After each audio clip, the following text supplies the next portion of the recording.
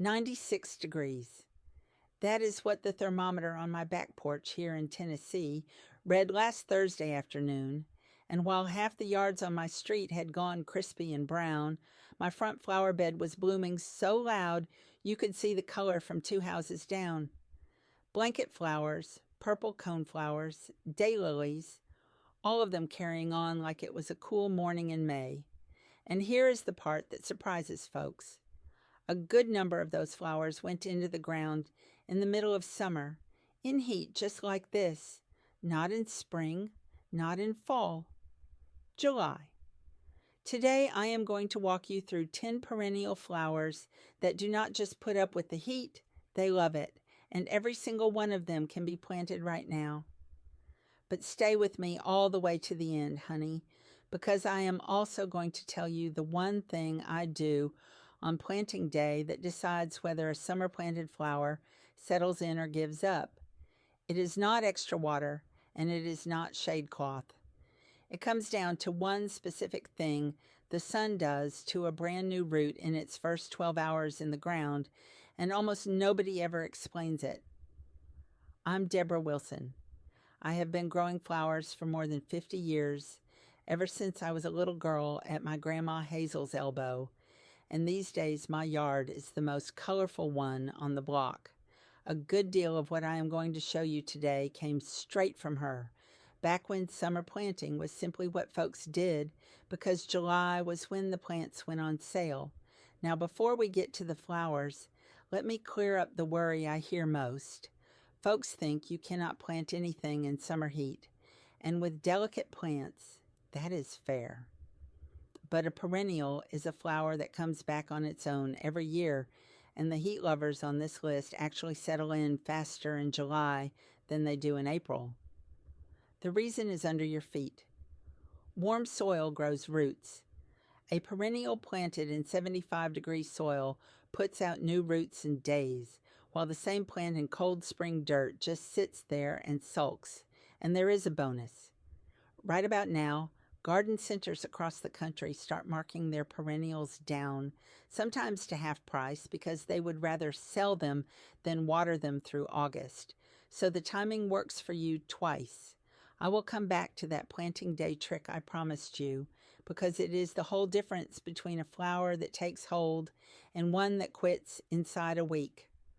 Hold that thought. Let's start with number 1, and it is the flower I held up in the little picture for this video. Blanket flower. The botanical name is Gaillardia, but you will know it the second you see it, a red and yellow pinwheel that looks like a little sunset on a stem. This is the flower I point to whenever somebody tells me their yard is too hot and too poor to grow anything. Blanket flower blooms harder as the temperature climbs. It wants full sun, and by full sun I mean 6 hours or more of direct light. 6 hours, count them. It actually prefers poor, sandy, fast-draining soil, so do not improve the dirt for this one. Set the plants about a foot apart. Pinch off the spent blooms once a week, which gardeners call deadheading, and it will flower from June clear to frost.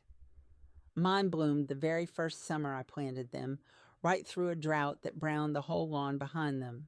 Now, everything I am doing in this bed today comes right out of a little book I put together called Debra's 30-Day Bloom Protocol, the day-by-day system that forces stubborn plants to burst into flowers.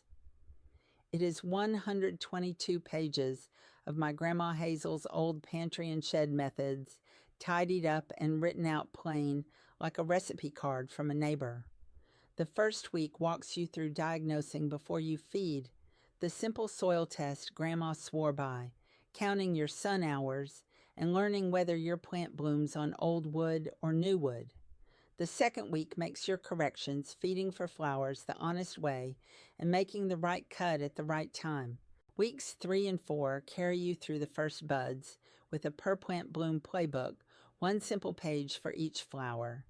It covers hydrangeas, roses, peonies, dahlias, and the perennials we are talking about today. It is $17, marked down from $47, which is less than one flat of annuals that die in November. Now go ahead and grab your phone and open up your camera, the same one you use to take pictures. Point it at that square code on your screen and hold it steady for a second. A little link will pop up, give it a tap, and it will take you straight to the book. And if you are watching on your phone right now, the link is waiting for you right down below in the description. Take your time. There is no rush at all. I'll wait right here. All right, honey, back to the garden, because number 2 is a classic for good reason. Number 2, purple coneflower. The seed catalogs call it echinacea, and it is that big rosy purple daisy with the orange cone standing up in the middle. The secret to its toughness is hiding underground. Coneflower grows a taproot, one thick root that drives straight down like a carrot, sometimes 2 feet deep, and it drinks from moisture the summer sun never reaches. Give it those same 6 hours of sun.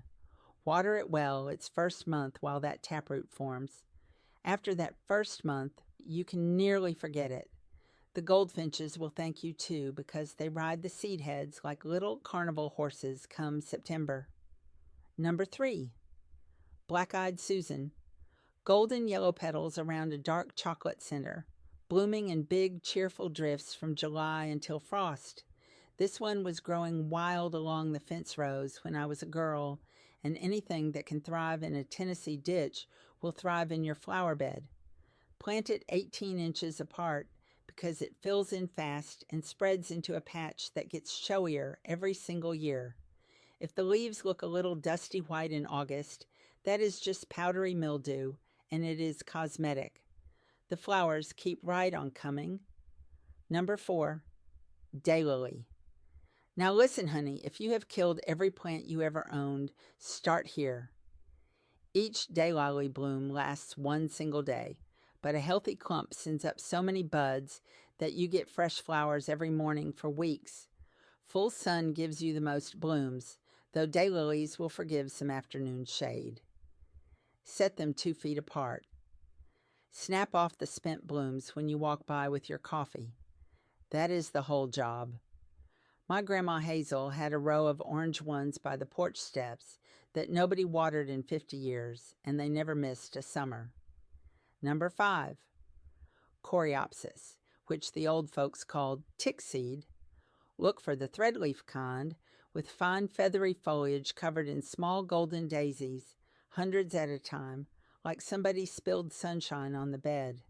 It laughs at heat and dry spells. And here is my one trick for it. Around the middle of summer, when the first flush of blooms starts fading, take your hedge shears and cut the whole plant back by 1/3. 1/3, no more. It looks harsh for about 10 days, and then the entire plant reblooms into fall. Remember, we are still building toward that first 12 hours business with the sun and the roots. It applies to every flower on this list, and it is coming. Number 6, Russian sage. This one is for anybody who loves the look of lavender but lives where summers are muggy. Picture silvery white stems 4 feet tall, covered in a smoky haze of tiny lavender blue flowers, swaying in the July heat like it is enjoying itself. The kindest thing you can do for Russian sage is ignore it. Lean soil, full sun, no fertilizer. Feed it rich, and it flops over like a teenager on a sofa. Give it 3 feet of room because it earns it. Number 7, yarrow. Flat-topped clusters of bloom in gold, pink, red, or white, sitting over soft, ferny leaves. Yarrow was in every farm garden 100 years ago, and it stayed there because it asks for nothing. Heat, drought, poor soil, wind, it shrugs at all of it. Full sun and stingy watering keep the stems standing straight. It also makes one of the longest-lasting cut flowers you can grow, and it dries beautifully for winter arrangements. A little bouquet of dried gold yarrow on the kitchen table in January will remind you why you garden. Number 8, salvia, the perennial kind, with those deep purple spikes standing up like little candles. Bees and hummingbirds will find it before you finish planting it. 6 hours of sun, ordinary soil, water the first few weeks, and then ease off. When a spike finishes blooming, follow it down the stem and snip it off just above the leaves. 1 snip per spike. Do that. And salvia blooms in waves from now until October. Number 9, lavender. Yes, honey, real lavender. And you can grow it if you remember one sentence. Lavender dies from wet feet, never from heat. It comes from dry, rocky hillsides, so what it needs is drainage, not richness. Plant it a touch high, so the crown of the plant sits about an inch above the surrounding soil. 1 inch, just proud of the dirt. Then spread a little gravel or coarse sand around the base instead of wood mulch, which holds dampness against the stem. Do that, and the fragrance alone on a hot evening pays your rent for the whole bed. And number 10, autumn joy sedum. Look close at the leaves, and you will see they are thick and fleshy, almost like a jade plant, because sedum is a succulent. It stores its own water right in its leaves, its own little canteen, so August heat simply does not worry it. Broccoli-shaped green heads form in summer, blush pink in September, and deepen to rust in October, feeding the last butterflies of the year when everything else has quit. Full sun, poor soil, and the driest spot in the yard. Leave the dried heads standing all winter. They catch the frost like lace. Now come close, because it is time to pay off what I promised you at the start. Every one of these 10 flowers can go in the ground this week, but when and the day you plant them decides nearly everything, and here is why. When you slide a plant out of its nursery pot, you tear thousands of tiny root hairs, the fine fuzzy threads that do almost all of the actual drinking. For roughly the first 12 hours in the ground, 12 hours, that plant can barely pull up water at all. Meanwhile, up top, the sun is doing what the sun does. Sunlight on leaves pulls moisture out of a plant, the way a clothesline pulls moisture out of a wet shirt. So a flower planted at 9 in the morning spends its most helpless 12 hours being wrung out by the July sun faster than its torn roots can drink. That is why summer plantings wilt by supper, and why folks swear you cannot plant in the heat. Now flip it. Plant that same flower at 7 in the evening, water it in well, and it gets 12 cool, dark, gentle hours first. The water settles the soil snug around the roots overnight. Those root hairs begin to knit, and by the time the sun finds it the next morning, it is already drinking. Same flower, same bed, same heat. The evening planting sails through, and the morning planting struggles. My Grandma Hazel planted after supper her whole life, and she never once called it a rule. It was just when the work was pleasant. The old ways have a habit of being right twice, and that little bit of know-how right there is exactly how my whole book works. 1 gentle correction at a time for every flower in your yard. Debra's 30-day bloom protocol takes a big, leafy, stubborn plant and walks it day by day for 30 days into blooming, using the same pantry and shed methods Grandma used.